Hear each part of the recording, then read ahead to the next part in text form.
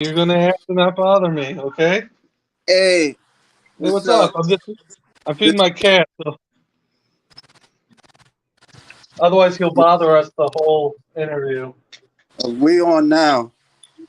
Hey, what's up, YouTube? This is your boy, LA Clyde, the Wanderer. You know, I'm here with a special guest. We gonna discuss about comics. Um, and person they gonna tell they what they do. How you doing? I'm fine. How's everybody out there in internet land? Yeah. So you a comic book artist? Well, so I'll do my introduction, my spiel.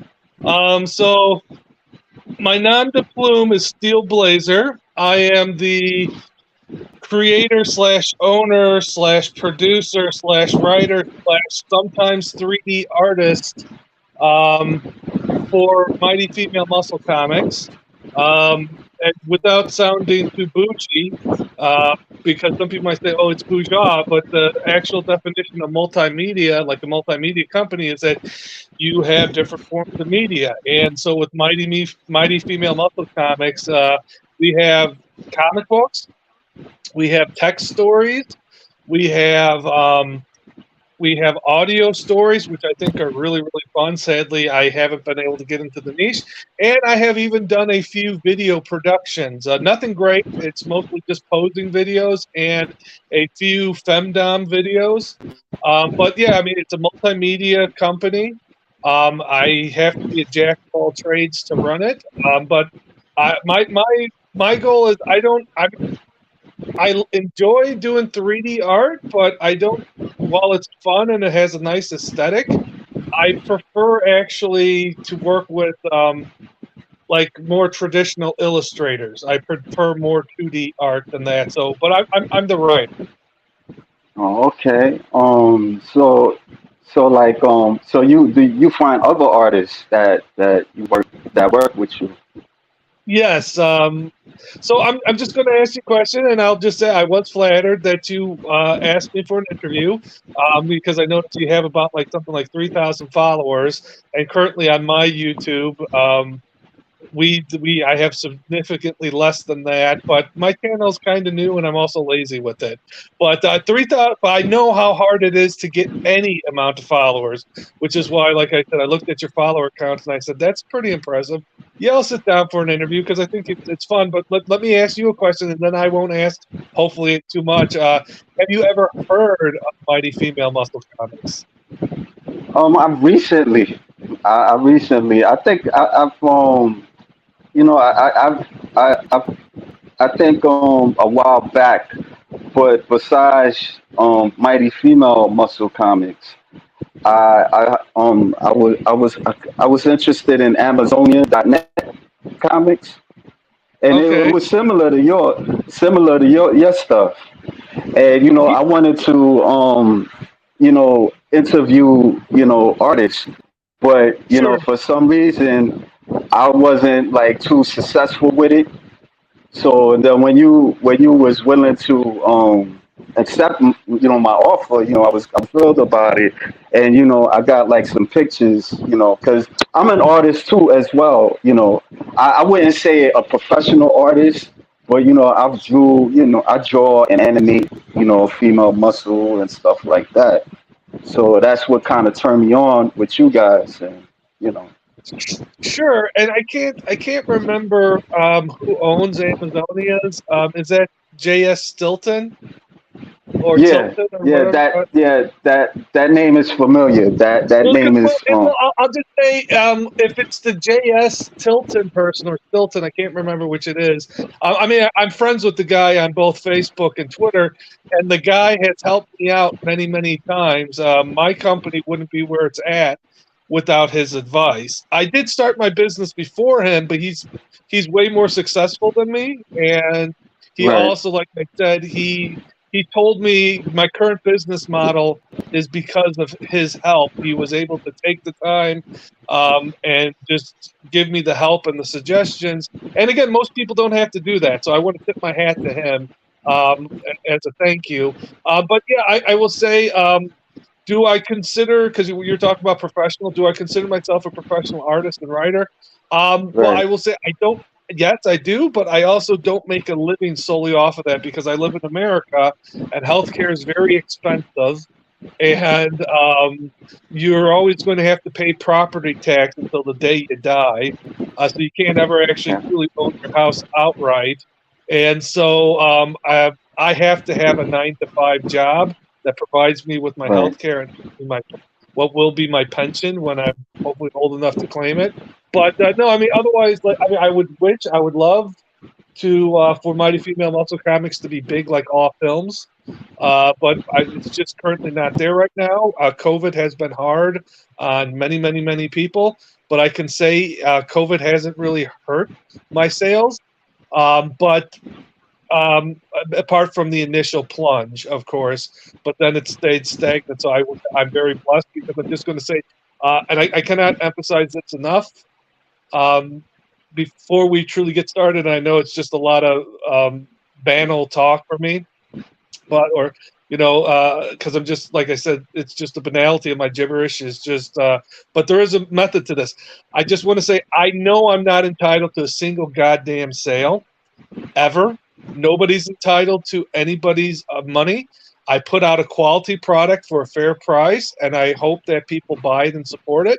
That's my preferred business model. I think it's an honest transaction, and I've been very blessed with support. So I'm not harping on the support I've got. I mean, I truly think I'm very fortunate to have the level of support that I have. I'm not bemoaning that I don't have more. My goal has always been, because I'm a grinder, is just make more content, and people will find you. Make more content, expand the fan base, give one fan at a time, and then once you lock in, because once somebody reads one of my comics, I know they're going to come back because it's quality stuff that I'm producing. So, like I said, I have faith in my product. I have faith in all that stuff, and that's like I said. But yeah, I mean, like I said, one day I wish that it would pay the bills, but for right now, like I said, I split it all with the 9 to 5, which is very, very tough because I release about 2 to 3 comics a month, well, 2 to 4 comics a month, and sometimes other projects as well. But like I said, I love what I do. I love what I do. I think female muscle fiction is the best fiction out there, and I'm going to use a pun. I also believe it's a growing fan base, just like the women's muscles in a lot of the stories. Right. You have a guest. We have comment Rolando G. Hey, Clyde. Hey, Still Blazer. Wow, great. This unique female bodybuilder artist stopped by. Yeah.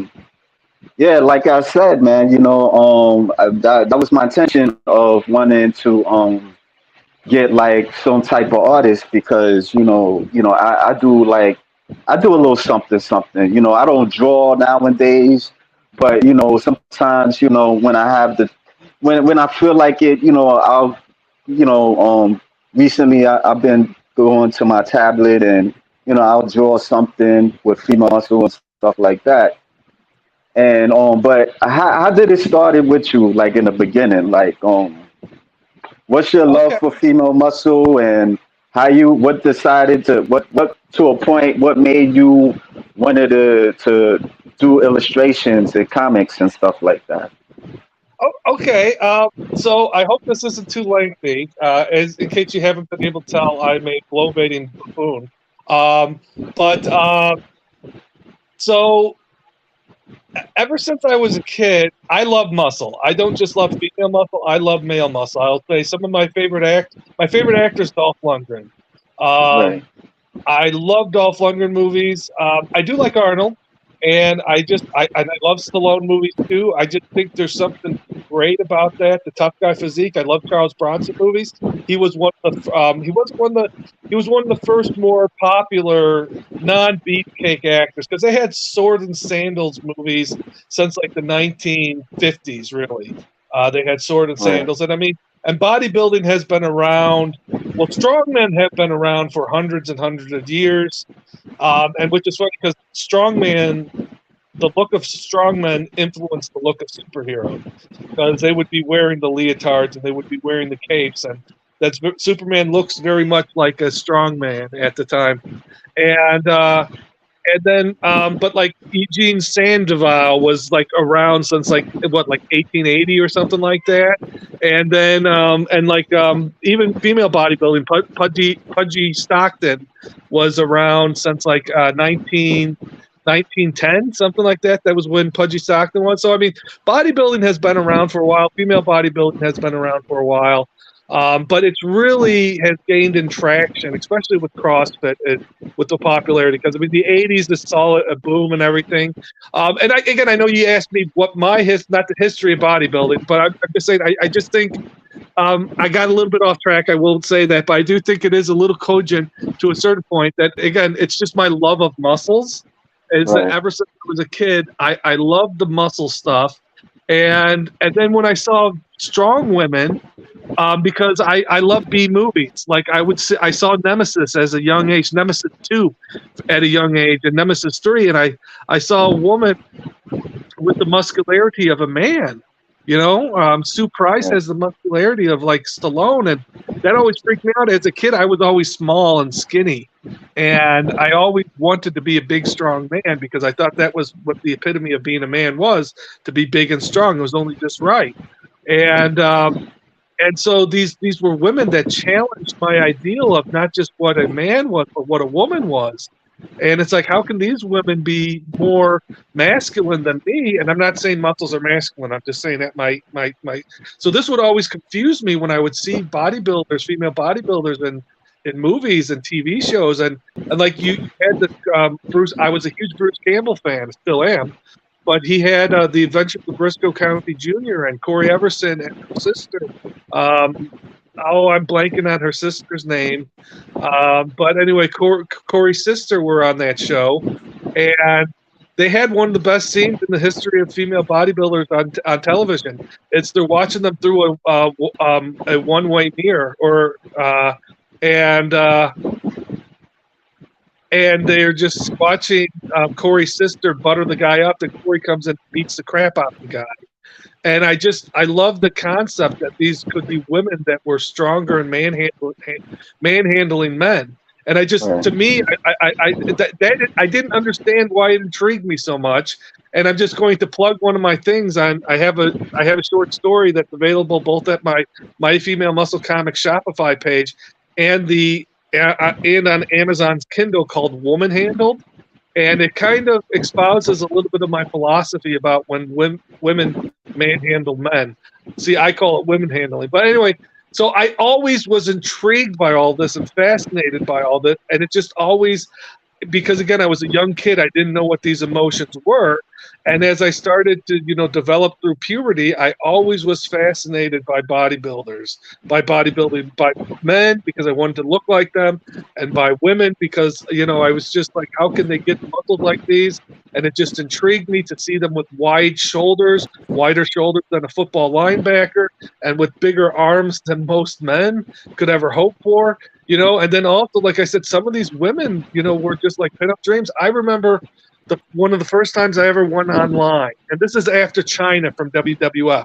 She inspired me too, and and same with Asia. And Asia was Christy Wolf, and she inspired me. And same thing with I think there was one called Midnight in WCW as well.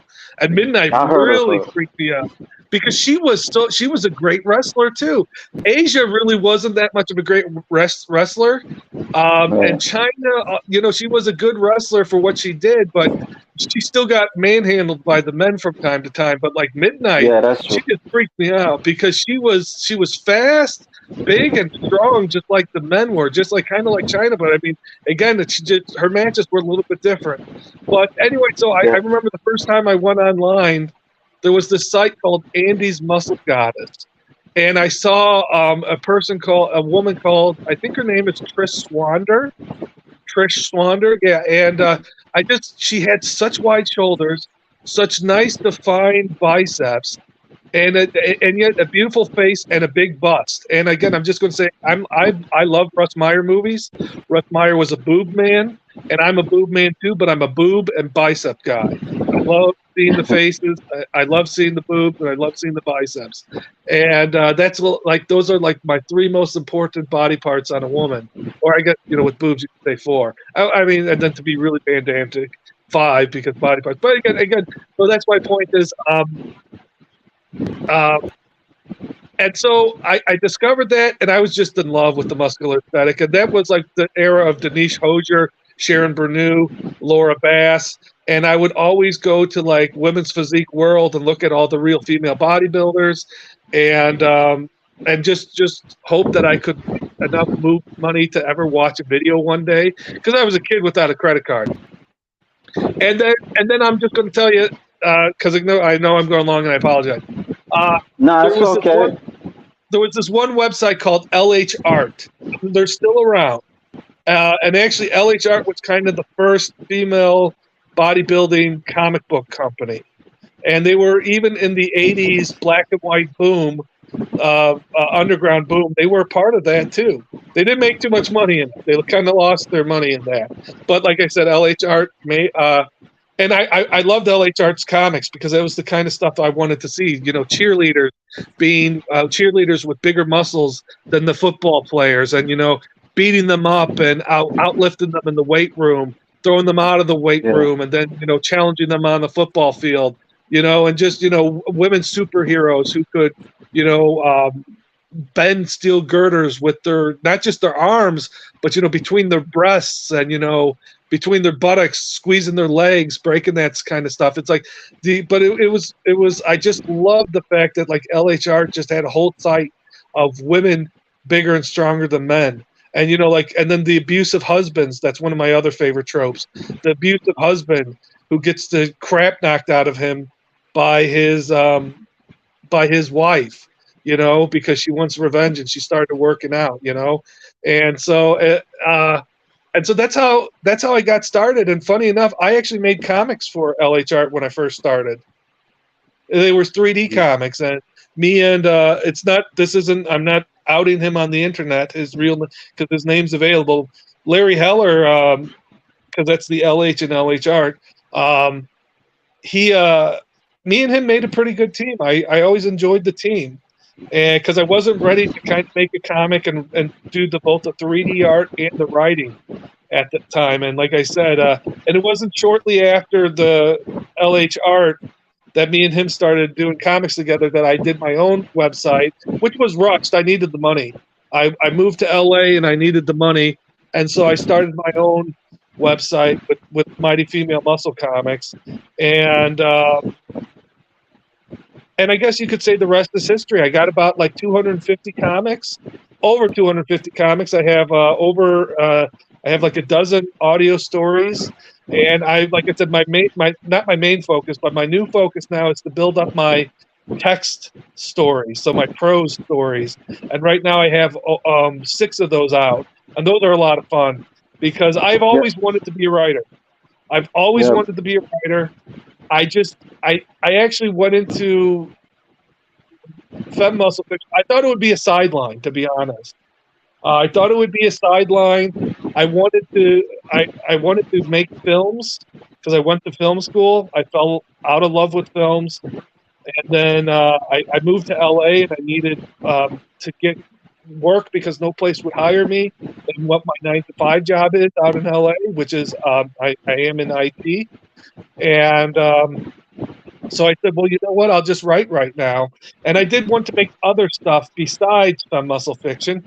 But then as I realized, the other stuff to write was always like pulling teeth with me. To write, like horror movies or sci-fi or horror stories or sci-fi stories or just any other kind of like fiction, it was boring to me. I didn't like it. I don't like it. To this day, I still don't like it. But I love Fem Muscle Fiction. And again, I mean, I just basically, but again, I mean, I won't lie. I just tried to say, let's just take a Robert E. Howard approach to the creator of Conan, and instead of it being Conan, it's a buff woman. And that is some of what I do, Yeah. Yeah. Well, you can see the display, man. I'm showing like the Miss Liberty, right? Can you see Yeah, yeah, the I love Miss slide? Liberty. Yeah. I'm showing everybody. That's David C. Yeah. Matthews. That was a big get. Very expensive. I don't know if I'll ever make my money back on that comic. It cost a lot of money to produce that issue, and but that issue was a labor of love. But I don't, Right. like I said, all those people out there who want to get into comics, it's okay to do a couple of passion projects and labors of love. But from time to time, you do have to. I'm just going to give some professional advice. You do have to know your cost return or your break even number. So to get that, you would say, okay, this is the budget of this comic. This is how much it's cost from start to finish, and then it's like this is how many sales at this current price point I'll need, and you got to make sure that you take out into consideration the fees for the platforms that you're selling on. There's always going to be fees, even if you own your own platform. There's still going to be credit card processing fees, and so then you once you know your break even, then that's how you can come up with your budgets for your project. And I don't always follow that hard and firm because you need to um, you need to splurge once in a while. And like I said, I splurged on that Myth Liberty. That's Alpha to Beta, the newest one. But so I just so I and again, and that's why I love the pro stories right now, because those are the break even is so much easier for the fiscal for the break Yeah. even, but it's the time cost then that I have to go to, and those take a substantially amount of longer for me to actually write, like Weaker Than My Wife. That was a year and a half to 2 years of work. And just to get the final proofreading, I think the last 3 weeks of work, I put about 20 hours per week into just proofreading that. It was a pain in the derriere, but I'm All very right. proud of Weaker Than My Wife. Like you said it. This issue it took you 2.5 years. Like why the long process? Like you doing all this by yourself? Like Well, I'll answer both of those questions. No, well, that issue was only three people, and it really the three people's contribution. I don't like the cover artist. I hired that person off of Grinder. I hate that cover. I hate it. If you notice at the breaking point for the bicep, why would it be ripping right there? It'd be ripping at the peak of the bicep. Person didn't understand it. I tried. I wanted a realistic look. I'm not happy. I way overpaid and I got one of the worst covers. I would have rather worked with one of my artists called Elemento Uchu. She would have right. been more affordable, and I think she would have did just as good of a job. But then also the person who did all the text is one of my co-writers. My co-writer is, and this once again, this isn't outing him. I want to be clear that this isn't outing my co-writer whenever I mention actual name, because he likes his name to be used. I don't. But his name is Philip Lawson. And Philip Lawson is one of my co-writers, but he only did the text for the cover. He put all the words up on the cover. I gave him the cover. I said, this is the title. This is what I want it to kind of look like. And can you put text on it? So, but apart from that, I wrote every single word that was inside that story. It's a novella. To be a novella, I think it's like from like 0 to 7,000 words is a short story. From 7,000 words to 15, from like 12,000 words to 20,000 words, it's like a novelette. And then from 20,000 words to 40,000 words, it's a novella. So that's like a 27,000 word short story. Oh, no, I'm sorry, not short story, novella. And that's why it took me so long, because I was just writing it in my leisure for fun. And the Okay. story just kept growing and growing. I wanted it to only be like 7,000 words, and then it grew, and it just kept growing and kept growing to 27,000. So that's why it took so long. And here's the thing, it's really hard How to many find editors. pages? It's about 125 pages, I think, if you get it printed out, which you can get the printed on demand version from Amazon. I own one myself. I get all my stuff printed out that I can, and that's one of the reasons why I love the pro stories. Is one of my ambitions is to fill up a whole bookshelf of just my text stories, not my comics. But I might start printing my comics out eventually. But it's just that would take a Herculean amount of work. And my women have the Mighty Female Muscles. I don't, at least when it comes to the work involved with that. But then I want to just say, because I want to name some names of the people who are important, because for the longest time, I can be a narcissistic, hubristic asshole. But I try not to be. I try not to be conceited. I try to give credit where credit's due. I did build up Mighty Female Muscle Comix, my own singular vision, which was about like, this is like the 11th or 12th year of Mighty Female Muscle Comix.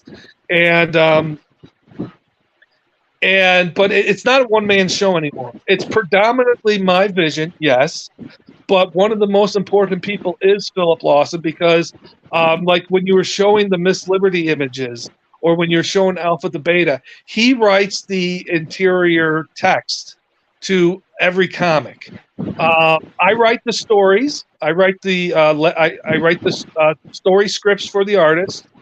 I send them out to the artists for them to draw. I might make layouts. I don't always make layouts. I might make layouts for the artist. I might just tell them this is what's going on and this is what I want you to draw to make it appealing. And then when we get it back, I send all of the pages to Philip. I give him the gist of the ideas. I might give him some jokes. I might even sometimes give him some specific words. It depends on the comic.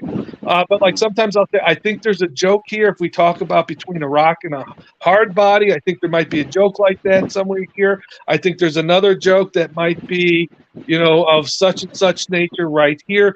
Could you try to work that joke in? But if I know specific stuff, I'll give it to him.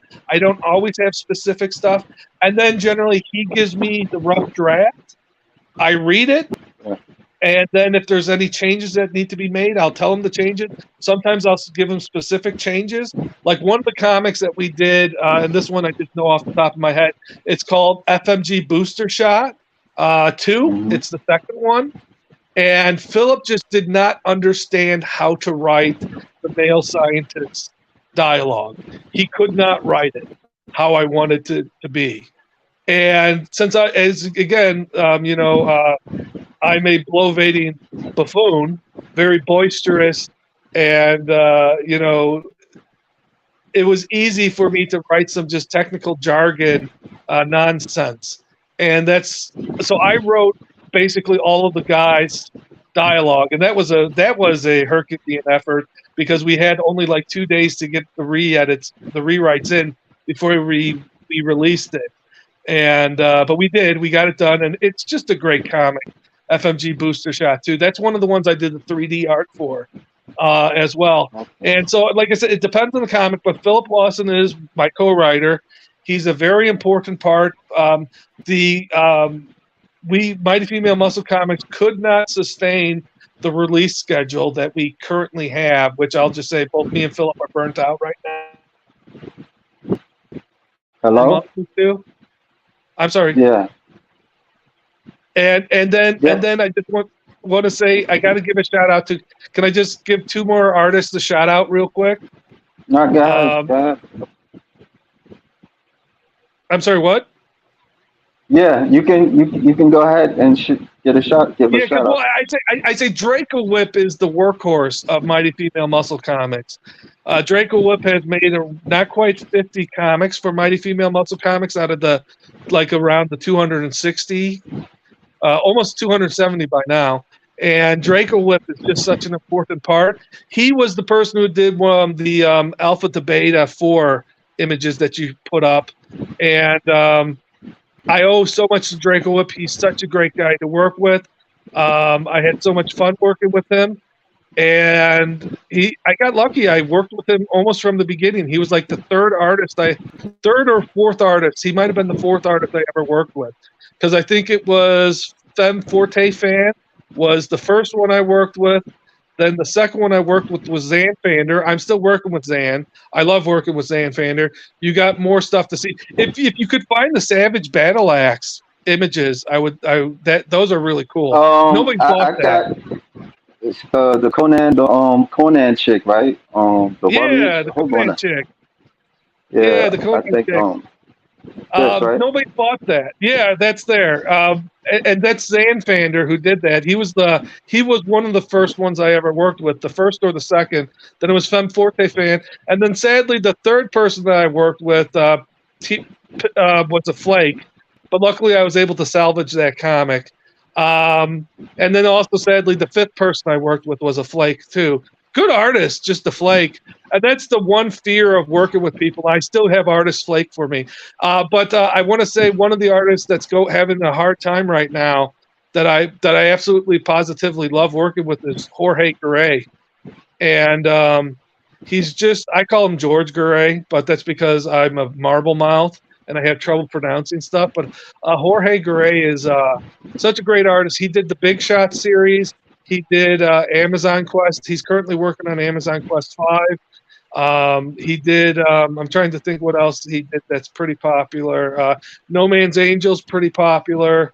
And again, I mean, he's actually done more comics than George Garay. Oh, and then of course we created an absolute gonzo character called Kiss of the Dragon Queen together.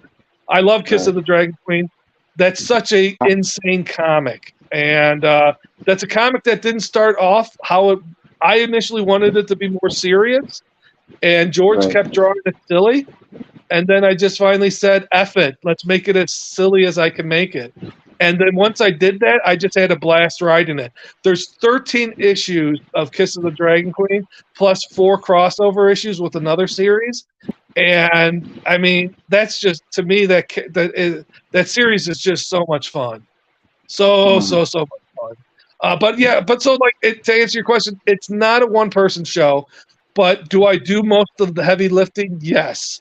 But also Philip does a lot of the heavy lifting too. But like I said, it's just insane because I mean I don't know any other people out there that have a creative workload like mine and Philip's.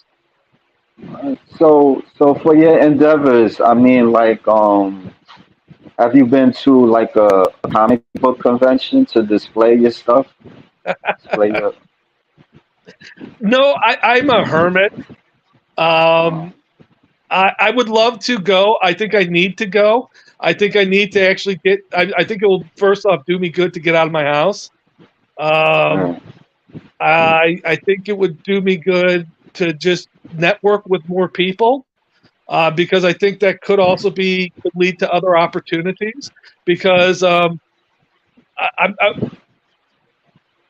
going to just say I got 2 prongs I want to touch on.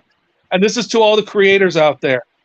Creating your book is like there's multiple mountains on your path to creating a book, okay? Because I'm just going to say writing a story, you just climb the mountain the first time, but you got to get down the mountain. And that's your final draft, okay?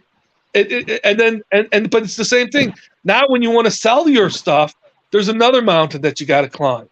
And that's a completely new journey, is just selling your creative work. Because you could make the greatest story of all time, but if nobody knows about its existence, nobody can buy it. So I will say I am a garbage salesperson. I try my best, but it's really hard to find places that you're interested in. And I don't want to be P.T. Barnum. Though I am a blow-baiting person, you'd want to be P.T. Barnum. I don't want to trick people into buying my stuff. I don't want to foist it upon people. I want people to find my stuff that are interested in it, and then they will buy it. But like I said, it's very hard because you got to market. And I think that's one of the reasons why I would love to go to a Comic-Con. And that's one of my goals for the last couple of years. But it's, to me, anything that isn't writing related takes me a long time to accomplish. I'm very, very good at producing comics, at writing stories and releasing them. I'm not so good at real life matters of getting real plans like that ever made. Time just always seems to slip away for me on that. But yes, I would love to go to Comic-Cons, but I'm also worried about my reception there. I mean, a lot of people think my work is pornographic, and I won't lie, there is a certain element to it. If I could interject a little bit, I mean, they have from what I know, I remember somebody had told me that dude they have like a pornographic comic book convention also.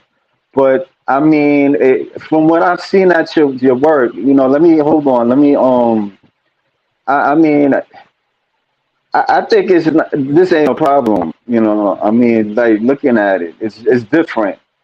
You know, I mean, they have like all type of graphic novels. So I mean, I mean, I don't think, in my personal opinion, because I've been to a comic book convention. I even work at the library, and they have like graphic novels. They have like a graphic Yeah, novel section. They have all kind of different graphic novels, and it's pornographic. Some are really abstract.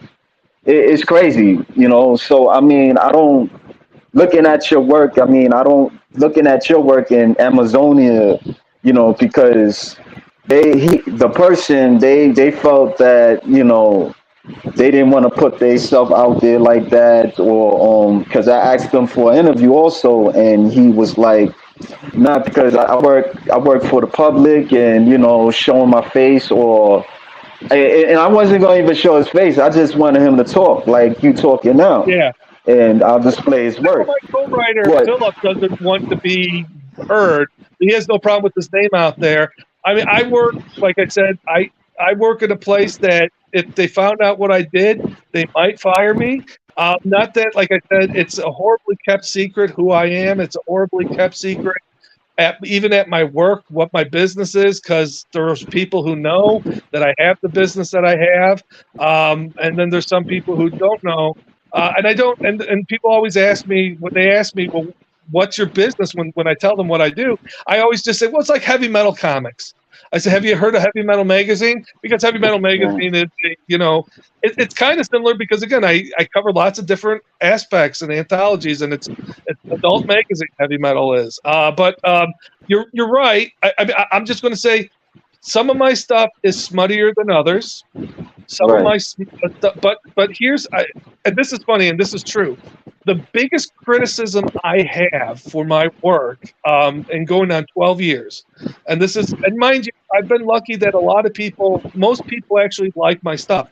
I have a very big return customer fan base. It's really, really big. That's why I'm confident that you read my stuff, you're going to buy it again. And because again, it's made with quality. We go through, we do the rough drafts, we do the final passes, the final proofings, and yes, there's always going to be errors that go through, but we try our best to make everything slick and professional as what we can. Um, but the biggest criticism I've heard from people about my work is Mighty Female Muscle Comics doesn't have sex in them. There's no sex in Mighty Female Muscle Comics stories, which, again, you just need to know where to look for it. The Muscle Lust series is based on sex, and there's 6 of those comics, and there's going to be a 7th one and probably an 8th one. Alpha to Beta, one of the comics that you just put up, is heavily, right. that's based around the sex too. But again, I mean, I will say, can something have sex and not be porn? And I would say yes, because Lethal Weapon has sex in this film series. It's not porn, you know. Right.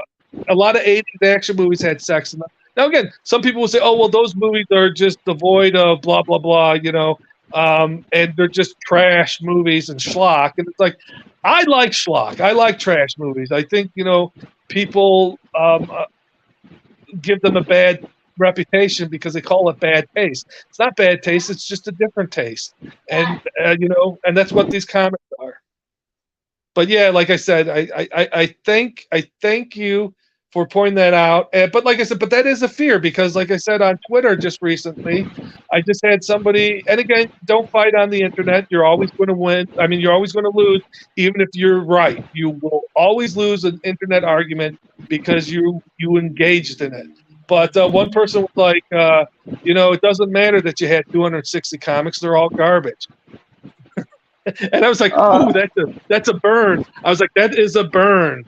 And you know, and I disagree. I think 200. I mean, I can say some people, but let's just be honest. Like I said, it's like if I was just churning comics out with no disregard for quality, then somebody would. But I mean, like I said, I think if you read a lot of my comics, you can come away with the sense that I'm a talented storyteller, and that's not me beating my chest. Like I said, I do have a knack for telling stories.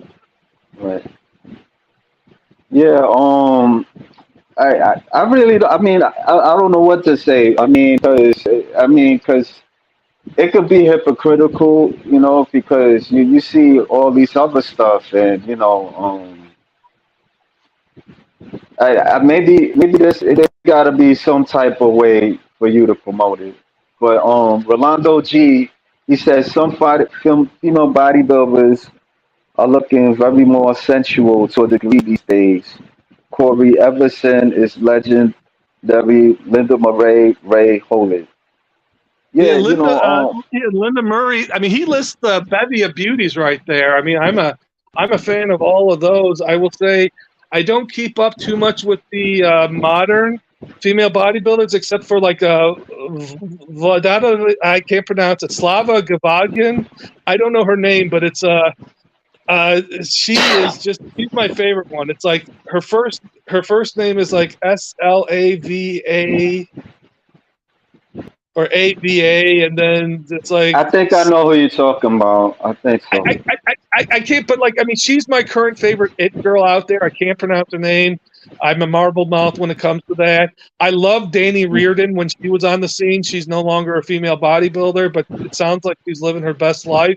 So that's great. And the female bodybuilding journey for most of these female bodybuilders, it's like a supernova. It really is. It takes a lot of work for them to build up those bodies. It takes a lot of work and a lot of money to build up those bodies. I mean, you don't just the women just don't look like that. So for the ones that have the sustaining appeal, it's like I said, I tip my hat to them. And that's the one cool thing about these female bodybuilders, that you can actually see the progression from year to year. And that's one of the things that believe it or not, female bodybuilders are bodybuilding itself is it's not really too much of a young person's game. It's something that you get with maturity. You get the muscle maturity, and you just have to build that up through years. And so when you see like the female bodybuilders that are near the end of their career, they can be the biggest that they've ever been. And it's just like I said, but I like all shapes and sizes of female bodybuilders. I like the mass monsters. If you said my favorite, if you asked me my favorite, which I know you didn't, but I'll just say Mariana Comlos. She's dead, regrettably. A lot of my favorites now are dead because I loved Melissa Coates. I loved, and by love I mean infatuated, crush. Right. And like Laura Bass was a big one early on in my life because again, I love the facial beauty, but one of the best ones that I was lucky and fortunate to meet was Debbie Bramwell. She was just a delight to meet, and she has true Conan arms. Her arms look like Frank Frazetta painted Conan arms onto her living body. So you don't interact with too many female bodybuilders, or like to just even like showcase your work? I don't know, because I think there's like some bodybuilders that I would say would appreciate your work. Like maybe if you like made like a comic book about them or something like that. Just a thought. I don't know. So we've done two like that in the past. They haven't sold very well at all. Okay. Instagram followers do not translate into, and now I know my co-writer Philip is going to say, and this is a fair criticism, you can't post your Shopify link to Instagram. Well, okay, but that's my Shopify link. And I know some other people will say, well, just get another URL for your business. And I'll just say, again, I can focus on the writing and creation, or I can focus on the business. Yes, I would like the sales to be better, but you know what I always would like to be even better than the sales? The next story. And again, that's spoken like a horrible business person. I get that. But again, again, if I have to devote to one thing, I rather devote towards my energies to the business, not the business side, but the artistic side. And then I rather take Right. some of my energy away from the business side. Well, no, we tried that. We had two comics, the Mighty Marquesa, and then we had Ultra Barbie, which were about true life female bodybuilders. We tried to get their fans to sell them, and the sales for both of them have been. This isn't me being mean. This is just the honest truth. Have been some of my worst sellers this whole year. They're flops. And that's just, but again, I do think that the idea works. And again, not every comic can be a hit. And just because you have two flops in a row, that just could be bad luck. It doesn't What necessarily about a mean that's going to Andrea? be a bad. What what about a Andrea Shaw comic? Like, cause she's popping right now as like a Miss Well, Olympia. well, You're familiar with her, right? and I know who I mean, she has a beautiful face, and Yeah. a for her body. Um, but I like Margie Martin too. I think that's. I love she was on. I know Margie Martin was on stage next to this huge male bodybuilder, and she took her dress off, revealing her bikini underneath, and that was one of the Right. hottest things I've ever seen in my life. I was just, but Andrea Shaw out there, or I would love to write a comic about that, about her. I mean, if somebody wants to get her people into contact with, they're not my people, but just with contact with me, I would love that. I would be interested in that. Same thing with like Annie Rivierco. I would love to do. I know she's getting old. She's older and she's kind of retired from the scene, but I would love to do Yeah. older muscle mommy femdom comics with her because I'm a big fan of hers. Even though she doesn't have boobs, and I am a boob man. When a woman has a great set of pecs, it's a thing of beauty as well. That's like I said, that's the great thing about bodybuilders because bodybuilding biceps can look different from the genetics and where the ligaments and the joints and the muscles are all Right. attached, and vascularity, though it has some commonalities, is different for everybody for where the exact how their veins actually look. And so like every woman has their own unique look, and it's just to me it's great to see all that stuff. But no, like I would be interested in it. It hasn't translated into real sales yet. That doesn't mean that we're going to stop trying.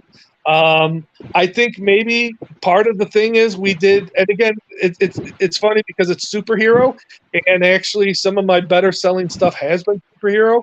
But yet, like I said, when things flop, they flop. I think maybe if we went into a different direction and did something that I wouldn't want to do something 100% realistic because I think that would be boring, at least for me to write. And I wouldn't be Right. necessarily interested in that. But I would love to do, something that blends reality and fiction with a real life female bodybuilder. But again, like I would write it to what they would like, and both of those women wanted to be superheroes, and so that's what they got. And and Right. Philip wrote those stories, and he did a great job with them. But no, I mean, to answer your question about my interactions with female bodybuilders, I actually ate lunch right next to Annie, but my whole Awesome. conversation with her was, "Can I sit down at the bar?" And she said, "Oh yeah, sure, hon, you can sit down at the bar." And so it's like, okay. But I did a video shoot with Debbie Bramwell and Emery Miller about Yeah, 8 she's years hot, ago. man. I like, yo. I mean, I was watching her one of her videos, Athena from Athena 2. Like, she's like the assistant. She's like the assistant or something. Role playing type stuff. I mean, she's Yeah, hot, no, man. Emery's the best at role play. Yeah, her I videos is webcammed with like, wow. her for a bit, and she was the best with role play. Some of the other girls Yeah, just don't understand the nature of role play, or some of the other right. women just don't understand the nature of the role play. But Emery was all. I love her. I would love to work with her again. I actually am. I got two videos. I forgot. I lost the footage. I didn't lose the What's the footage. video?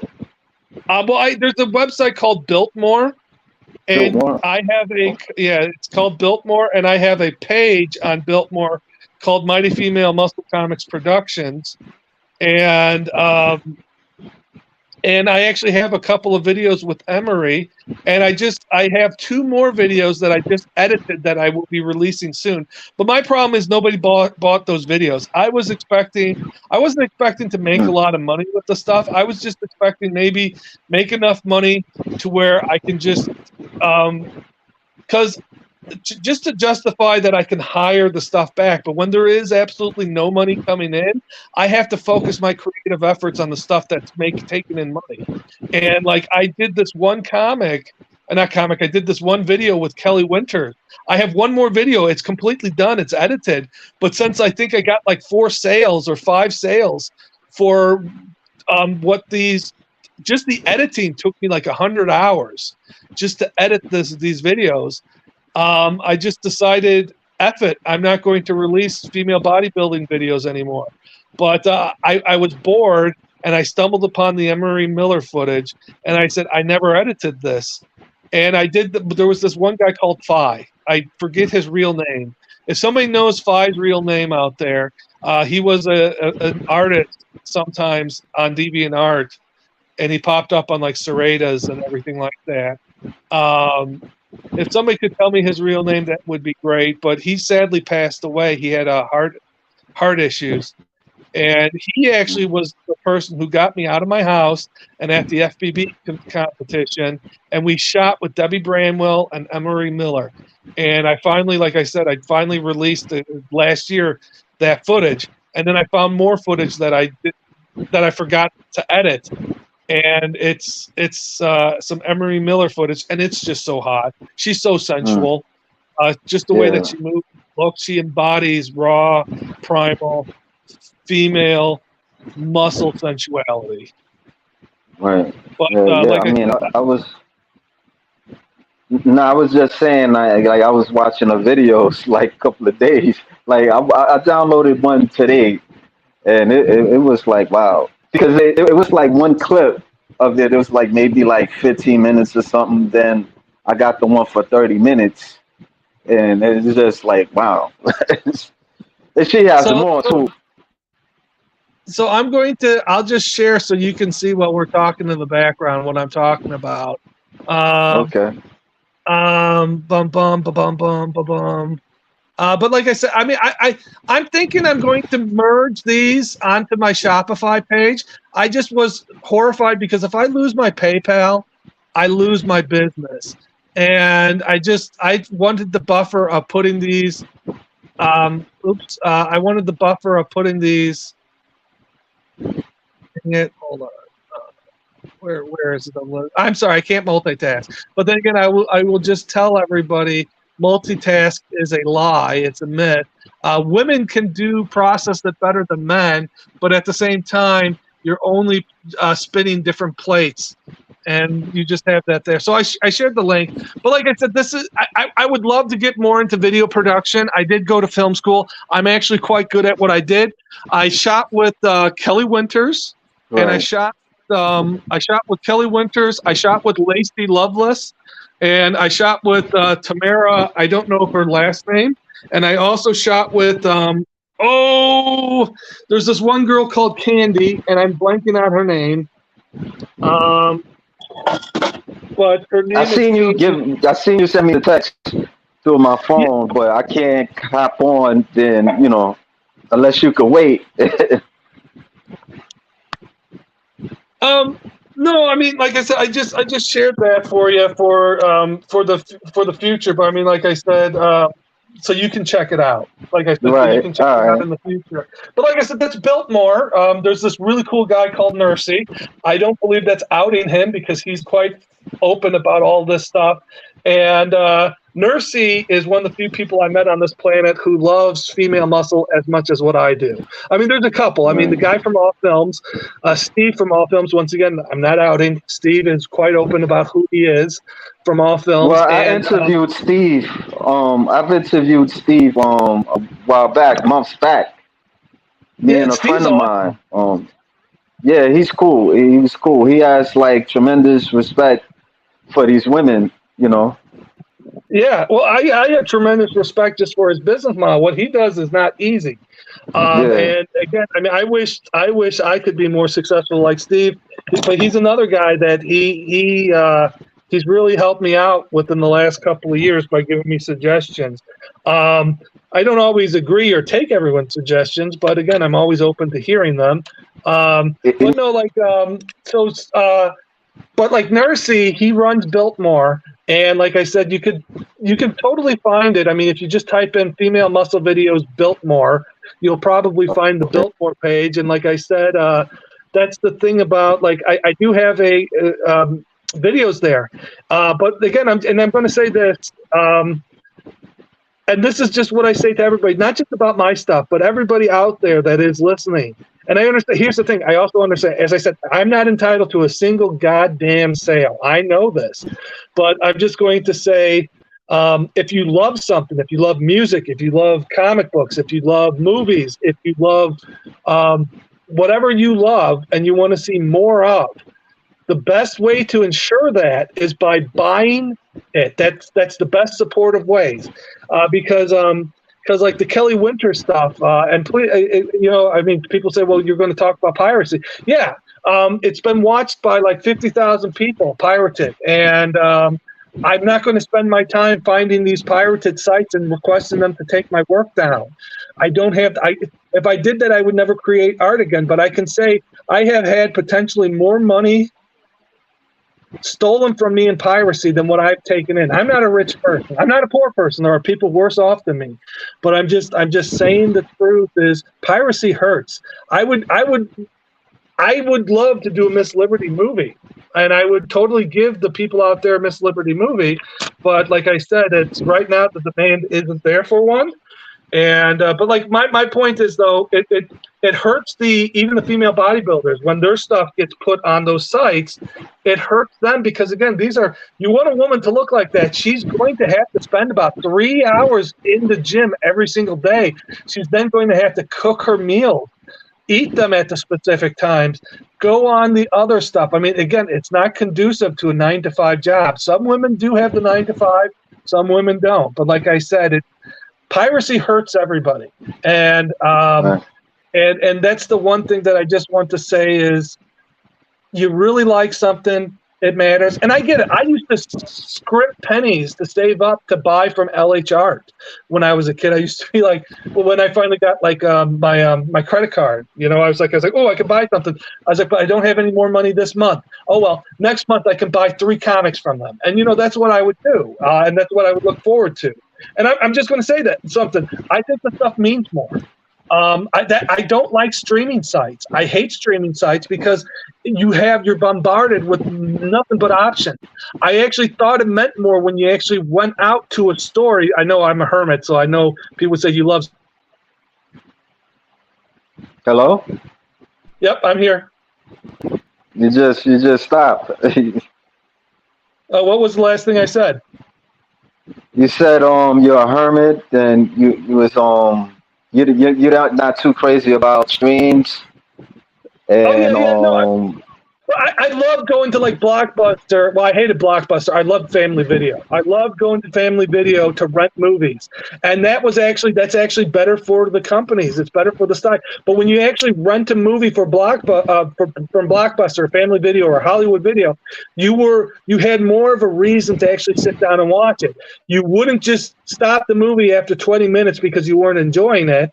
You would just say, and then start a next one, or then just look at your phone for an hour, or you wouldn't just scroll endlessly trying to pick a movie for a night, and then you spent 40 minutes trying to pick a movie that might only be 90 minutes long.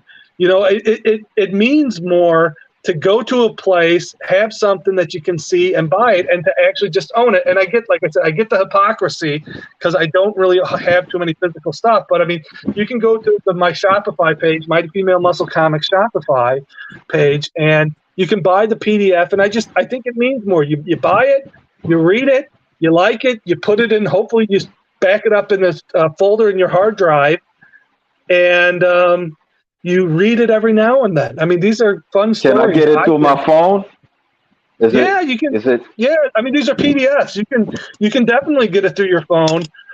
These are PDFs, and so I mean, I will say some read better on the phone than others don't. But it's because I mean, I'm just going to say I don't have the wherewithal. There's this one person, I'll plug him because he's a very cool dude too. The person who does Grow Getter Comics.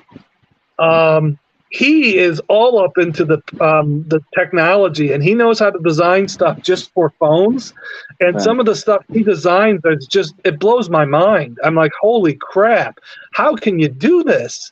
And he's also one of the rare people that might like female. I think he likes he likes female muscle as much as what I do. He doesn't like it more, but like I said, he likes it as much as I do. And Grow Getter is a cool guy too. I wish I was successful like him too. I know, but he helped me out. We bounce ideas off of each other too. Yeah, well, we got some comments on Curtis L. Jordan Jr. I got this comic book called Miss Armstrong about this female bodybuilder who looks almost like Denise Hofscher, and she was fine. And Rolando G, wow, the aesthetic of your art of the female bodybuilder comic tunes looks awesome, Still Blazer. And I'm just going to say thank you for the kind words about the Mrs. Armstrong comic. I think the artist for that was Rex something. I can't remember, and Rex might not have had a last name, but that was most certainly an LH Art comic. And it is a good one. I mean, there was a lot of sensual scenes. My only beef is Denise Hosier had a lovely bosom, and Mrs. Armstrong, her bosom is kind of flat, at least from what I kind of remember.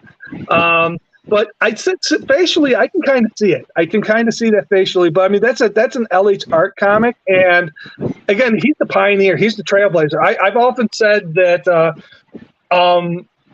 Again, this is going to be. There's only one female bodybuilding comic book site that I truly consider kind of like competition. And again, there's others that are way more popular than me. And I believe a rising tide raises all ships. Rising tide raises all ships. So I don't bemoan and I'm not jealous of anybody's success. I want everybody to be as successful as what they can be.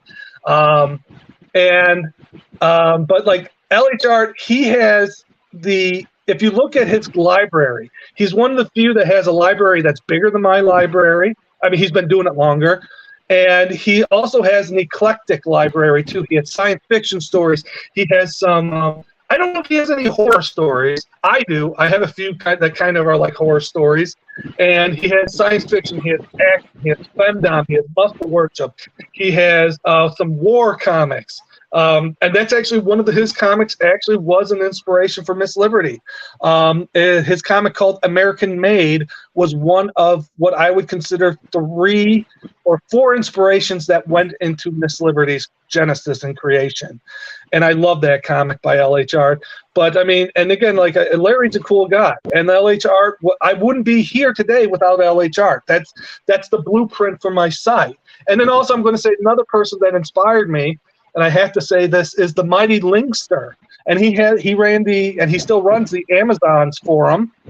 And he has a lot of comics himself, Linkster does, and stories himself. And I always just liked his prose, and I loved his 3D artwork. He always had a sense of fashion to me. He kind of was like the Edith Head of female muscle comics, because all his women were like wearing snappy, glamorous and stylish outfits, and he knew how to. They just wouldn't wear the outfits. He would include some of those jokes into his stories. He's just a very witty and clever person, and like I said, he was a big inspiration. And I crib, aka steal, or as you know, the artists say, pay homage to him quite a bit in my stuff. I mean, LH Art and Linkster are 2 of the most important people that inspired me while growing up. And then, of course, seeing David C. Matthews' art, he did some of the art on the Miss Liberty comic that you were showing. Right. Holy cow! To see women with arms like that, which were like I said, Conan arms with that huge throbbing vein. I was like, because he drew women with the hourglass figure, the narrow waist but the wide hips, and the wide hourglass, the shoulders, and just accentuated the hourglass form, and big bosoms, big breasts. and yet huge arms, massive shoulders. You know, I mean, these are women that were had wider shoulder backers than linebackers when the linebackers are even wearing the football gear. Right. Like for Miss Liberty, how do you kind of develop that character? Like, do you get it from Captain America, Wonder Woman, or something like that, or like So, what? She's a superhero. Like what? Like do she have powers or? sure. Can you bring up a Wonder Woman? I mean, not a Wonder Woman. Can you bring up a Miss Liberty picture so that the people can All see right, my sure. Why wonderful not? feet? All right, no problem. No problem. No problem. So, Okay. so if you recall, I said there was about like 5 main influences, and that's DCM. That's David C. Matthews. Beautiful cover. And so there one of the inspirations, of course, is Wonder Woman. You cannot say Wonder Woman wasn't there. Totally. The other inspiration, once again, you cannot say that I'm not that Captain America wasn't an inspiration, not just because of the outfit, but because of her origin. Because it's kind of like a pseudo what if the woman got injected by the super serum instead of the soldier that they wanted. If I could go back and rewrite the first issue, I would have made the male super soldier super buff and jacked and muscular instead of a wimpy shrimp of a guy. I would have made him already like the quintessential Adonis type male. But, you know, live and learn. That's not where I was at that point in my life. And I still stand by the origins story. And so so she gets injected. And so those are the 2 obvious inspirations. And then, as I said before, the other inspiration was the LH Art American Made one. And then also I'm going to say there was a little bit of the Tick, I believe. The Tick cartoon show from the 90s, and they had the Right. American Made character there. Not to be confused with the LH Arches thing. That's a complete different comic, but they just happen to have the same one. And so those were the 2. I mean, those were really the main inspirations for Miss Liberty right there. I don't think that there was a heck of a lot more for that. And then I love Miss And Liberty. I have done 17 comics with her. That is I'm impressed by that feat. I hope everybody else out there is. It was a long go, and I hope to do much more. I hope to do about 3 to 4 each year. Yeah, I seen your slides like on YouTube and stuff like that on your channel. Yeah. It, yeah, it's. I mean, I don't know why it doesn't have as much. You know, I mean, what is there? What is there? I think my question, like, what is there for you to like get more followers and get more subscribers or anything like that in terms of YouTube or just comics in general? Like, what is some of the things that you see yourself you probably could get better at? I mean, 'Cause so like, I wish that the person who owns Twitter right now wouldn't be trying to destroy the platform. right, Because there has been, I'm just going to say from purely, there has been a lack of people, an exodus from Twitter, and and so it seems like every time I build up a new deviant art is where my bread and butter come from. Okay, DeviantArt is where most people can find, and that's where the most advertising.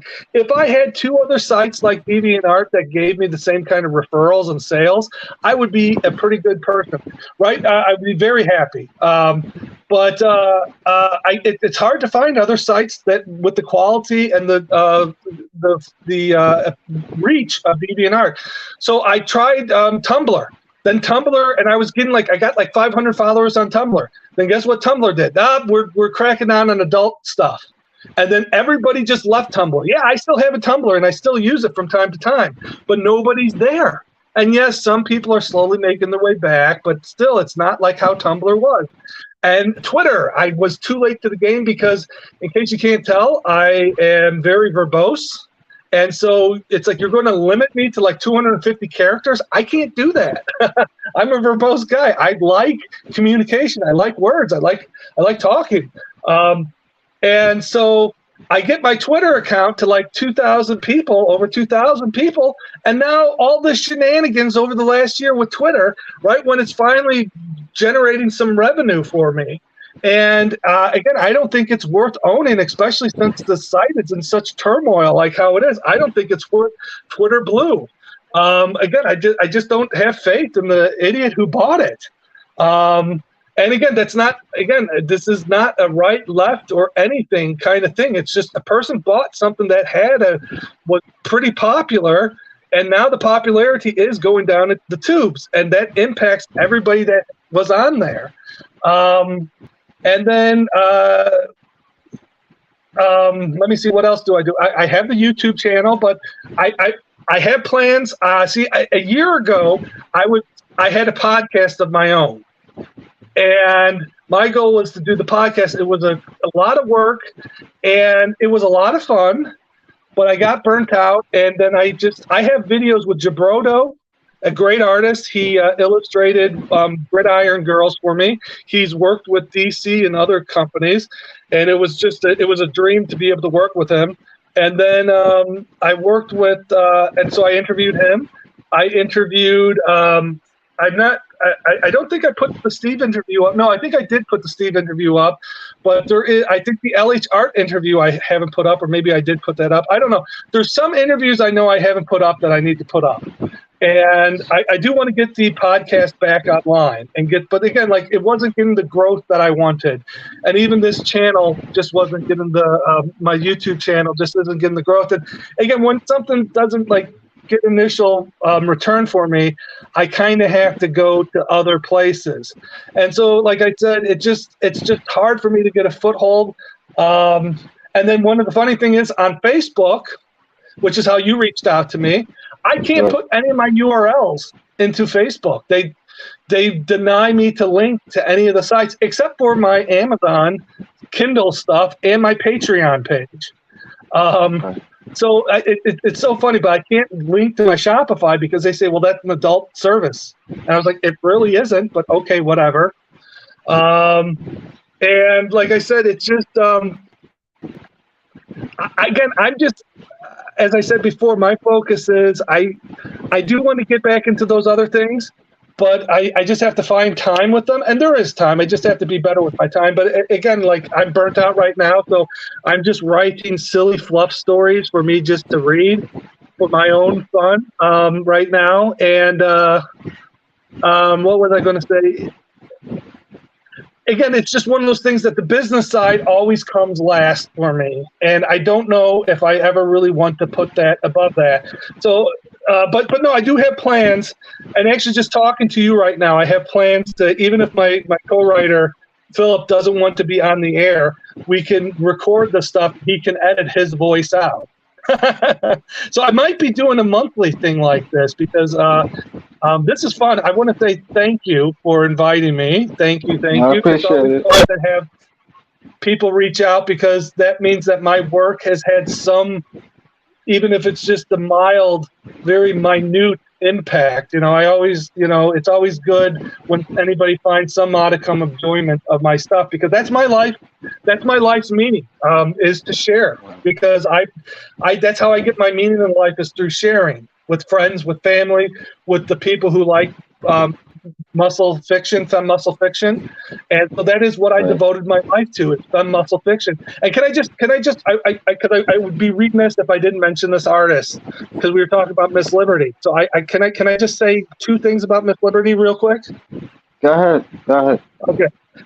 So Miss Liberty was co-created by the Manic, and in the most recent issue, Love and War, he came back for 13 pages, and he loves the character so much he really brought his A game in, especially when I told him David C. Matthews was also going to be on the issue. He really brought his A game. But he co-created it, and he was like the fifth or sixth artist I ever worked with. And I just I couldn't have asked for a better artist to draw and co-create Miss Liberty with me. And I'm on the record right now saying co-created. This could cost me money by Hollywood if they ever wanted to make a Miss, which they won't. So it's not going to cost me a goddamn thing. But if there was ever one thing, he definitely co-created it with me. And so a lot of the look of the first issue, not all of it, because I had a lot of ideas in there, and this was all based on my ideas. But he gave it that great retro polish that he does, and it just, again, I couldn't have asked. It was the stars aligned for me. That's one of the most fortuitous moments of my life, just pure serendipity. And I always say that I get like Marilyn Monroe and Some Like It Hot. I always get the fuzzy end of the lollipop. But with that choice, I really hit the jackpot. You know, I could not have asked for a better co-write. And he's going to come back. He will come back next year with another issue. But we're going to do it because it's an insane amount of work for everybody. It's just, like I said, we're going to do about one issue where he's going to do about probably 6 to 11 pages in that issue. And then, like I said, I do want to, because we're talking about Miss Liberty, I just want to say one of the things that I think turns people off to Miss Liberty is a little bit of the retro stuff. I like the retro stuff. It's the movies I watch. It's the books I read. It's the music even that I listen to. I don't listen to old-timey stuff. I listen to 1980s heavy metal because it's your one-way ticket to midnight. You call it heavy metal. On and on. But anyway, sorry. But her hair, I understand. But you gotta realize the hair that she wears in the bun, that's her battle hair. She doesn't wear that hair when she's at other places. It's just when she's going into battle does she have her battle hair on. And it just because it's easier to work with artists and give them pre-existing stuff. And most of her tales were set during war times. It kind of merged into her singular hairstyle. But if in the first issue of Miss Liberty, we had multiple different hairstyles in it, and that was always meant to be the case. That bun job was only meant to be her battle hair. And it's just like I said, to the confluence of events, it became her dominant hair. But I'm looking forward to getting out of World War II, going into Korea, and she's going to finally have a new hairstyle. So that's a little bit of a teaser for all the fans out there that might be listening. Where does it take place? Like you're saying like it takes is it like Captain America where he fights like in World War II and stuff like that, or? So yes, right now Miss Liberty, she takes place predominantly in World War II. Her story starts at about like it's mostly 1944. The bulk of the stories take place. I think the first issue spanned 1942 to 1944, because it kind of ended on Victory in Europe Day around there. And then, I think we're at about 1950s at the start of the Korean conflict hasn't started yet. And I'm very interested to get going in the Korean conflict. And I just want to say one thing, because I'm on the record right here. I take writing Miss Liberty's war stories very, very seriously. I don't just want these to be stupid stories. I have had family members fought in World War II and Korea. And because I have 2 grandpas that fought in World War II, and I have 2 grandpas that fought in Korea. I have a step-grandfather that I'm counting as a grandfather, but he was a grandfather, step or not. And like I said, so I take it because one of my grandfathers fought in both World War II and Korea, and then the other one was an island hopper, and I believe he fought in Iwo Jima or something similar. And again, I wouldn't wish that upon anybody. And so I take it very seriously, the battle stuff and the stories in these Miss Liberty comics. I want to make them the best damn stories I can get and not be disrespectful. Somebody asked All the Rage George Page, who is his favorite comic book heroine? Miss Liberty. Who's your So okay, hold on. I'll do two answers for that. Miss Liberty, and I do love the Dragon Queen.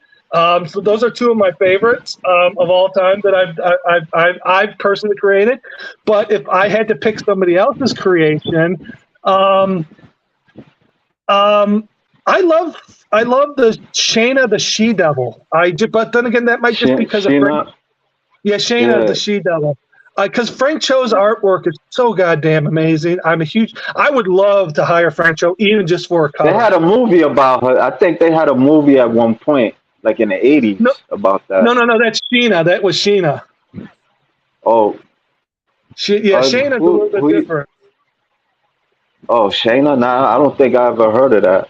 Yeah, Shayna the She-Devil. It's kind of similar to, and you actually might say that Shayna the She-Devil might have been like a sixth inspiration for Miss Liberty because the book definitely came out before Miss Oh, Liberty. Yeah, she fights oh, dinosaurs and Nazis in there, and oh, okay. it's a fun one. Yeah, it's a fun one. But I'm trying to. Okay. So you said comic book heroine, yeah. Because I was going to say my favorite comic book character is Flash Gordon. I love Flash Gordon. I mean, he's the savior of the universe, right? So how can you not like No, I Flash think Gordon? he's talking about a woman, like Yeah, I know you're talking comic book about a woman. heroine. Yeah, I Uh, know. But I mean, he's there's bits of Wonder Woman that I love. I love yeah. certain bits of Wonder Woman. I do like certain bits from Power Girl. You know, I to wanted to me, ask you. yeah. No, I wanted to ask you, like you see how these movies. I don't know. You recently seen the Flash movie with the Which I Supergirl love. and like I love the Flash movie. Everybody harping on the special effects do not understand how both storytelling and special effects work. They were the best special effects for that scene. If they would have tried to make 100% realistic, you would have got Uncanny Valley and you would have said it was garbage. They were going for something stylistic. The Flash movie is. I didn't love the Flash movie, but I really, really, really liked it. I think it's one of the best 5 superhero movies of the last decade. okay. What about the Wonder Woman movie? Like, did you? I mean, Wonder I Woman. thought the Flash movie. I'm sorry, I thought the Flash movie it was all right, but I think I don't know. It's just something was missing with it. I think it I was kind of ridiculous in the first scene with the babies falling out the hospital and stuff I like thought that that. was funny. I thought Yeah, that I was didn't really. but also I think here's why I like the Flash movie. And I'll be one of the obvious things is Michael Keaton was my first Batman. I saw the first Batman movie Yeah, when I was like 6 years old in the theaters, and it was Michael Keaton. I remember because the door got slammed in my face. But I cannot begin to tell people how epic and awesome that movie was when you were in the theater watching it.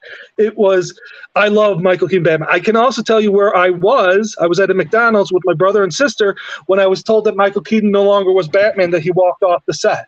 And I cannot tell you how crestfallen as like a 10-year-old kid that Michael Keaton wasn't going to be back for Batman. And I knew nothing about the film industry. And so I love Michael Keaton as Batman. I love that. So I loved seeing him coming back. I don't love that movie, as I was saying. But here's the thing I'm going to say. That's my sense of humor.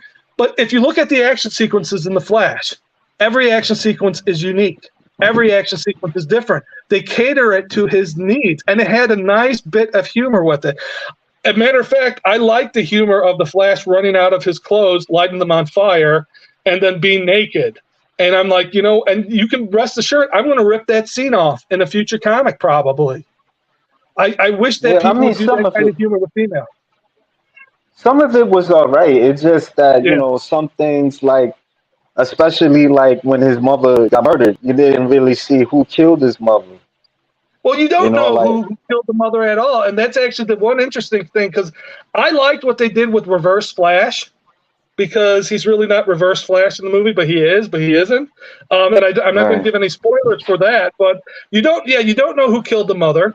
But it's not the father. And like I said, right, in the TV show, it was the Reverse Flash who killed his mother.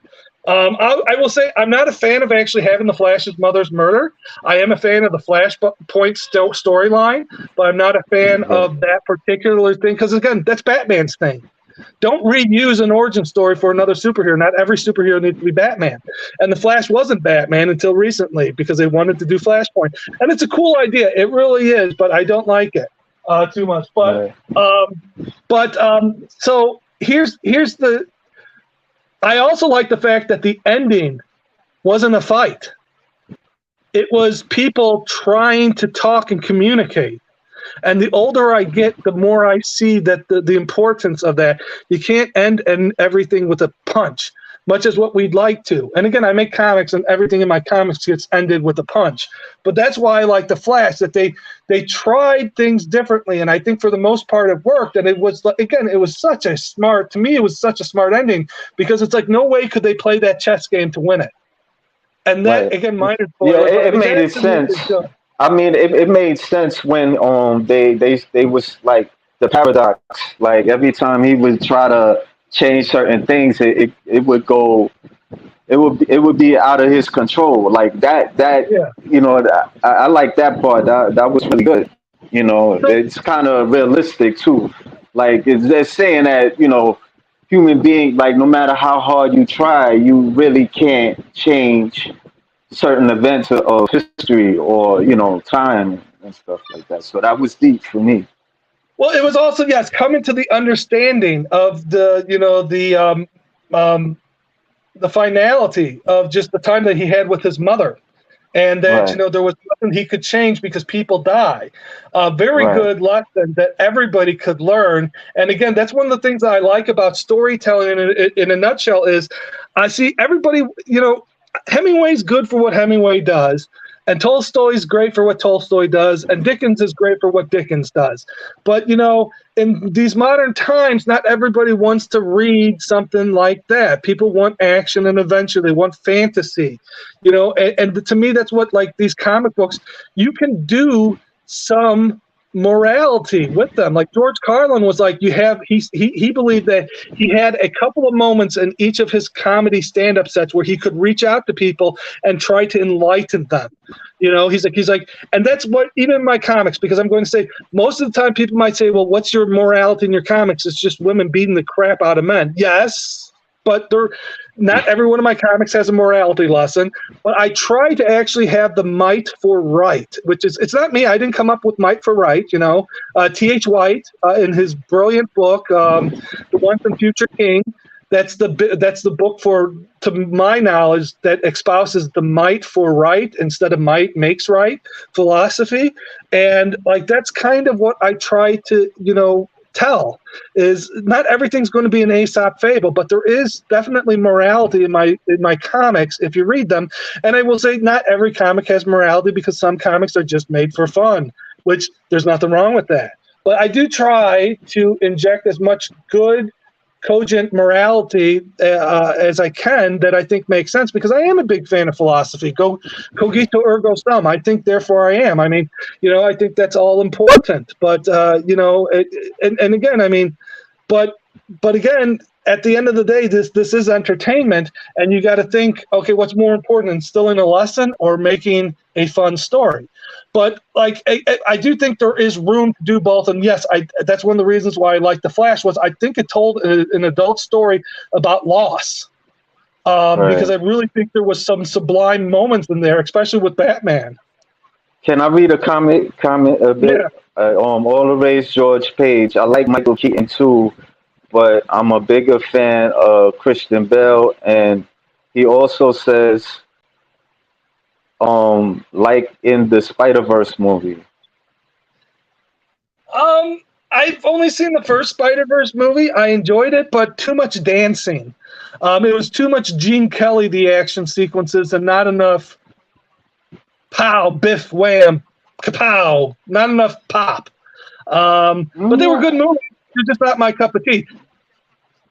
But Yeah, I thought and it then was also Christian decent. Bale. He says, like Shakespeare said, a man must hold his head high even when havoc is put upon him. And he's right about that. You must do your best in trying times. You must always, because all we can do is our best. But I'm going to say, back to the Bale comment. I am a fan of the first two Christian Bale Batman movies, but I'm more of a fan of Batman Begins. I call Batman Begins the Chinatown of comic book movies. And if anybody's ever went to film school, they'll know exactly why I call it the Chinatown. It's because people consider Chinatown to be one of the greatest screenplays ever written. I consider Batman Begins the quintessential superhero movie. It has everything you want it to be. While it does have the origin story, it doesn't get bogged down in that. It has but it has, I love the grandiose lines in it. It's like, what is that? A legend, Mr. Wayne. It's like, criminals are superstitious folk, and then, again, it has so many great lines in the movie. Right. And great moments, Right. and so I think it has better moments than The Dark Knight. Also, I'm going to say, just because I love fight choreography, I think it shows in my comics. Again, I did martial arts, I did MMA. I wasn't very good, but I also wasn't the worst person in the world at it. But it just mostly was just so that I know how to choreograph fight scenes. And again, people forget punches hurt. And I know, like in my comics and my stories, generally I have the men's punches always limp-wristed, that they don't hurt the women, or they actually break their wrist on the women because they're so strong. But I mean, if you look at my comics and you actually look at some of the choreography, some of the fighting really is good, and I make pains for it to make sense. Like I said, Lady of the Jungle with Zanfander has some of the greatest fight scenes I've ever done in a comic. I just love the fight scenes in that. But I will say that back to the Christian Bale thing is, The Dark Knight, every single fist fight in The Dark Knight is the goddamn same. They were the worst fight choreographers in the history of cinema, or at least the worst fight choreographers on such a high-budget movie. They had no idea what they were doing. I don't think Christopher Nolan knows what a fight is about, because he let these sham martial artists talk him into it, and maybe their fight style with all elbows works, but no, it actually doesn't work. And also, it doesn't work for a movie. It's not cinematic. You need to sometimes embellish for a movie to be good. The fight scenes in The Dark Knight were lame. Every single one was the same, and they all sucked. I'm not saying the movie sucked, because I enjoyed the movie, but I'm saying the hand-to-hand fight scenes sucked. And I cannot stand The Dark Knight Fall, or The Dark Knight Rises. Sorry, The Dark Knight Rises. I think that is a piss-poor movie. I don't think it makes a lick of sense. Bane would have to be like 50, 60 years old.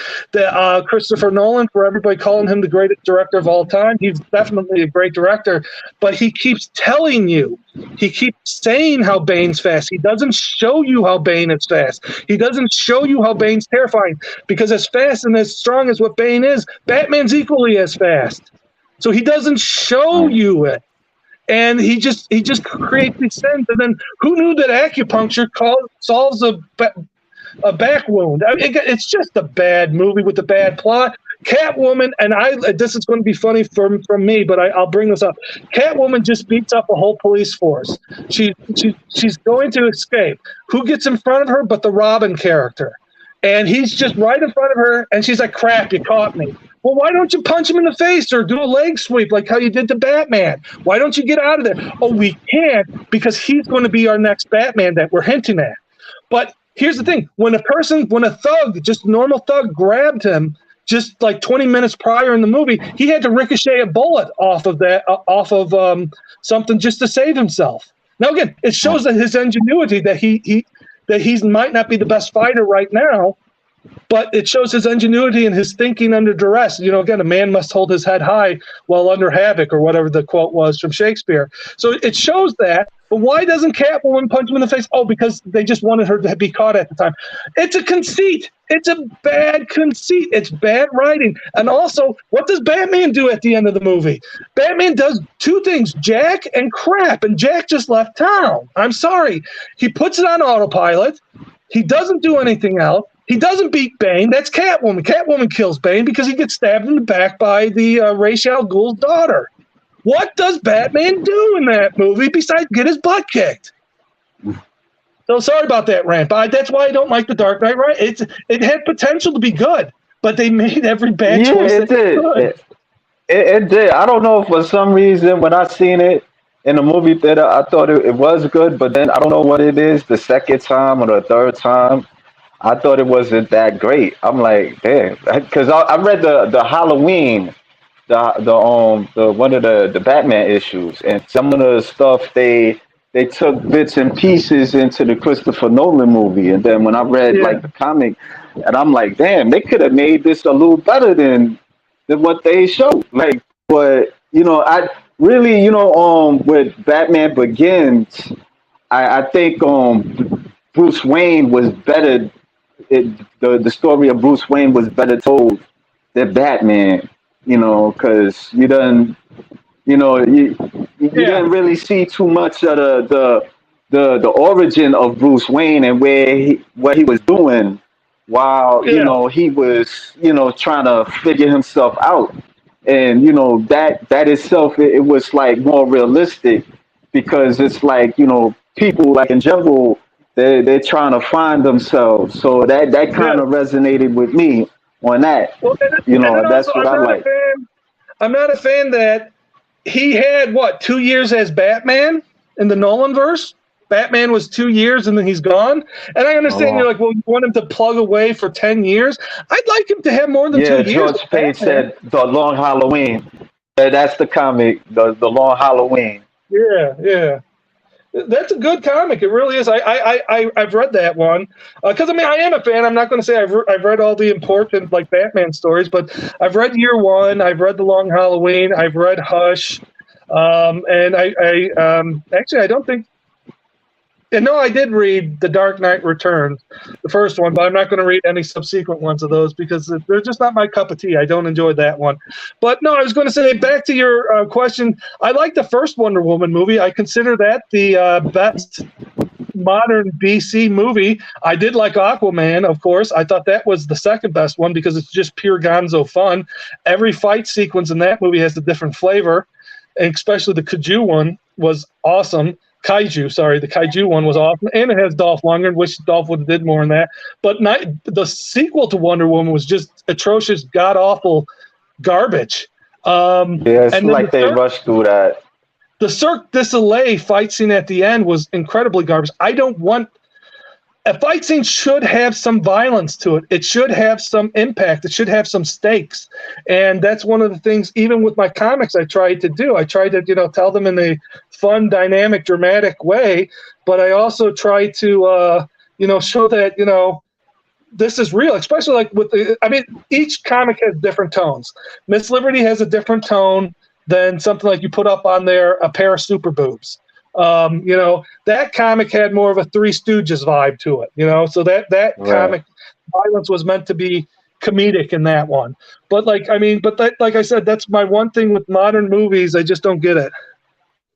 Rolando G. Bane is bigger than Batman, and Catwoman and Hathaway was poor as Selena Kyle. Yeah, I could agree Um, with that, because it yeah, was like they was trying to make her like the 60s Catwoman. Because that's what she looked like. Like she looked like one of them the white and you say she looks women like Julie that Newmar. play. Yeah, yeah, I would say Anna Hathaway doesn't have the curves that Julie Newmar has. I'm a big fan of Julie right, Newmar. I'm a big fan of the 1966 Adam West Batman show. It's right. meant to be a comedy. It's meant to be campy.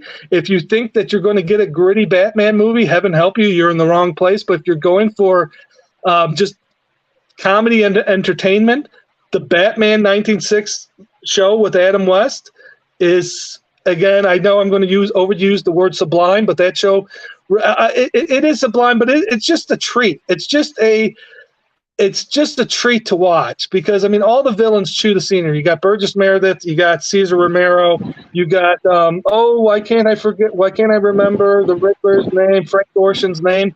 Frank Gorshin's just so great at chewing up the scenery. And again, you got the lovely Julie Newmar who has one heck of a figure. All the Oh Ray yeah, George Michelle Page Pfeiffer. and Hathaway. Yes. Yeah. Michelle Pfeiffer left an indelible mark. There's just something about, to me, seeing a woman in tight black clothing that I've always liked. Yeah. And to this Bane, day, I still like it. Bane being portrayed by actor Tom Hardy, that was a miscast on So, his part, so in my I'm not an opinion. actor, and I don't have anything to do with Hollywood, obviously, because I live in the Midwest, and that's all I'm going to say about where I live. But I'm just going to say, to me, I keep waiting for Bane to say, "Good news, everybody," like Professor Farnsworth from Futurama, because his voice just does not fit. Oh, Yeah. Batman! Oh, my voice does not fit. Good news, it's a suppository. Yeah, he got something for you. I think, yeah, like, why do we fall? Because we learn to pick ourselves up. Yeah, but that's from the first Batman movie, Batman Begins, right? Yeah, I'm pretty sure that's the first yeah, one. Yeah, and yeah. that's That fine. yeah, I that's the love the first first one. one. Yeah, I think that's he a good. I was mean, trying again, to tell the first you. one. Good. I'm saying I think from what you shared, I think that's why he kind of picked that. I don't know. That's what I'm thinking, that because the ups and Oh, downs you was going through with your comics and stuff like that, your videos and stuff, yeah. like not Well, I getting mean, enough. so I'm going to butcher Hemingway here. There's multiple quotes that Hemingway talks about life just utterly breaking you, okay, and utterly destroying you. Especially with the one thing that if you try to like fight like life destroying you, it will completely like shatter you or something like that. This isn't Hemingway. I'm butchering Hemingway, but there is a quote that he writes that from time to time you will see people who have been broken by life, and then if you look closely, you will see some people who have rebuilt and fortified the places where life has broken them, and that's what life is going to do to everybody. I mean, I won't lie. Life has broken me these past 3 years. Life has kicked my ass and crushed me down. And just to say I went through a midlife crisis would be an understatement. It was a complete existential crisis of my being, and I'm still recovering from it. But yes, I mean, you got to rebuild and you got to refortify because life does not give a crap. And though I do joke that I'm just killing time until time returns the favor, you want to make the most out of what you can because existence is a gift. Right. Consciousness is a gift. And I do like to share what little gifts I have with my fellow humans. Yeah. Well, I appreciate you sharing your story and stuff, but I gotta run. Yeah, yeah. No, we, But we, we talked we I talked for a appreciate. while. That's a good part to end it. Yeah, I appreciate you. I mean, is there anything real quick you want to say before we go? Real quick, that's a novelty for me. I don't know if I could do that. I would just say I want to thank you. I had fun. I don't really think we actually scratched the surface. I apologize for talking over you the whole time. Um, but I really want to thank you because this really it does mean it does mean a lot that somebody out there wants to actually hear my opinions. So I thank you. I thank everybody for listening to this.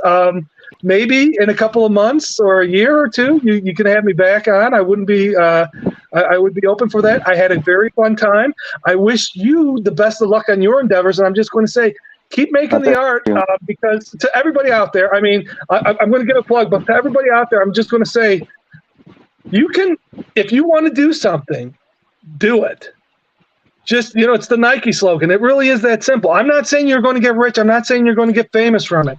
But if you want to be a writer, be a writer. If you want to be an artist, be an artist. We live in an age where it's now possible more than ever before to do certain things. If you, like I said, and so just don't limit yourself. Don't put those limits on yourself.